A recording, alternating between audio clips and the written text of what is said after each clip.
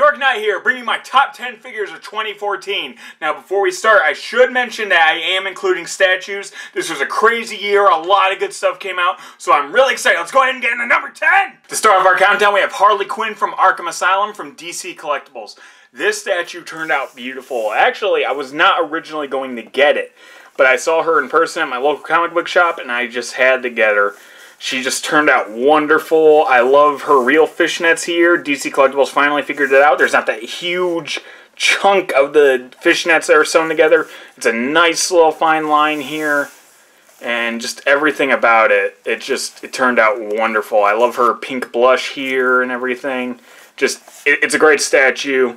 If you like the Arkham games, it's a must-get. And coming in at number 9 is the way too big for my review station quarter scale Arkham Origins Batman. This figure would be higher on my list if it wasn't just for the fact that, like a lot of NECA's quarter scale figures, he has a hard time standing. But in general, this figure is probably just one of the coolest ones I got this year. Just because of his size and the detail and everything. You can see the rivets of his costume and everything, and it's just really cool, and I am not a fan of the cape. That bothers me. It looks really cheap. But aside from that, this is a really sick figure. Again, if you're a fan of the Arkham games, you gotta get your hands on one of these because he is just sick. And coming in at number 8 is the Batman from Wave 1 of the Greg Capullo series from DC Collectibles. As I mentioned before, I am a huge fan of Greg Capullo, so when this series was announced, I was just super excited. And to see that it lived mostly up to expectations was wonderful. And this is when DC Collectibles kind of started getting into adding articulation. This is, I'm pretty sure, still probably one of the most articulated figures from them. You know, he has some great movement. However, the only reason he's not higher is I wish he had more. I wish he would have had maybe like an ankle pivot or something. But he's still a really sick figure, and again, if you're a Batman fan, this is a must-get. Coming in at number 7 is a bit of a cheat, but I don't care. It's the Freddy Krueger and Jason Voorhees Bishojos from Kotobukiya. Now, when Kotobukiya first announced that they were going to be doing iconic horror characters in the Bishojo style, I was actually very excited. And these have just turned out wonderful. It's a beautiful start out to the line. Funnily enough, though, I was originally only going to get Jason, maybe for 2 very big reasons. But anyways, I wound up getting Freddy as well because it just felt like they needed each other, and it's part of why I'm counting this as one. They honestly complement each other so well that I have to count it as one spot. They're absolutely gorgeous, whether you're a fan of Freddy or Jason or both, you gotta get these things. They're absolutely gorgeous.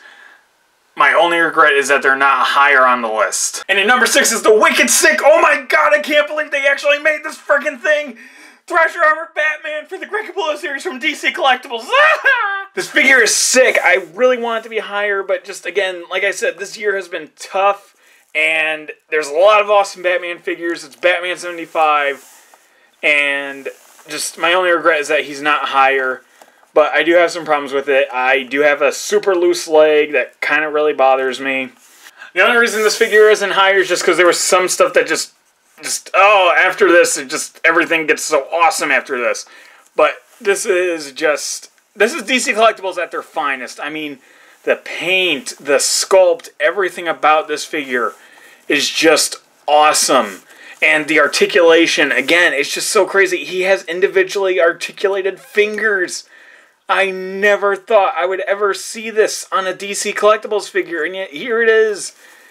I guess the only thing people don't like about this figure, though, is the Bruce Wayne head sculpt, but I don't care because of that. And coming in at number 5 is the absolutely gorgeous Bishojo Starfire from Kotobukiya. It was a huge toss-up between this and Freddy and Jason for number 5, but I decided to go with Starfire just because of that hair. Oh my god, the hair is so beautifully done. Oh my god, this whole statue though is just gorgeous and other things.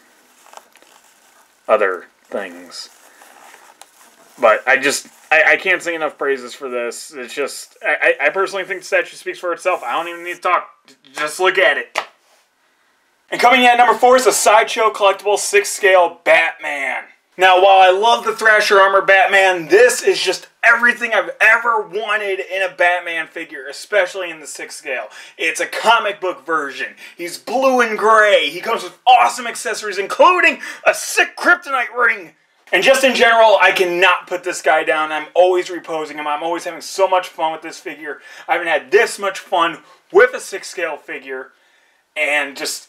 that's why it's number 4. I love this freaking figure. And coming in at number 3 is the 1966 Adam West Batman from Hot Toys. Now, even though this isn't the Batman I grew up with the animated series Batman, I still love the 1966 version. I think it's always fun just to go ahead and sit back and watch it. And this figure just... I think it's one of Hot Toys' best. I think the likeness is the best they've ever done. I love all the switch out faces. I love all the accessories he comes with. He's a very sick figure. He's well worth the $200 price tag. So, get him! And coming in at number 2 is my first ever Sideshow Collectibles piece, the premium format Harley Quinn figure. There's just so much I could say about this piece. She turned out absolutely fantastic. My only problem with the figure is the bodysuit. It's mostly well done, but it's a little too baggy. And if you go on any of the forums and see what the body looks like underneath this suit, it's such a missed opportunity. I kind of wish she had been fully painted.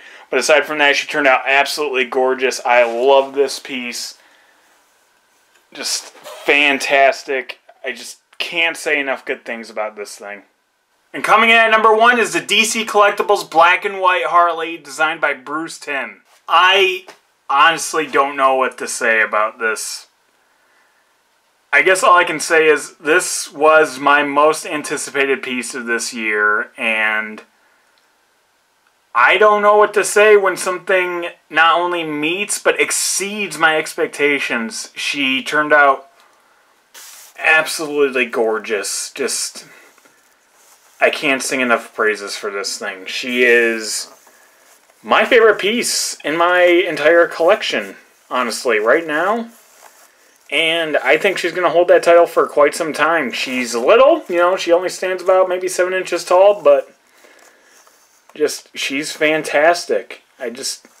I want to do the yelling, I want to do the screaming, I want to do the fanboying. But honestly, just...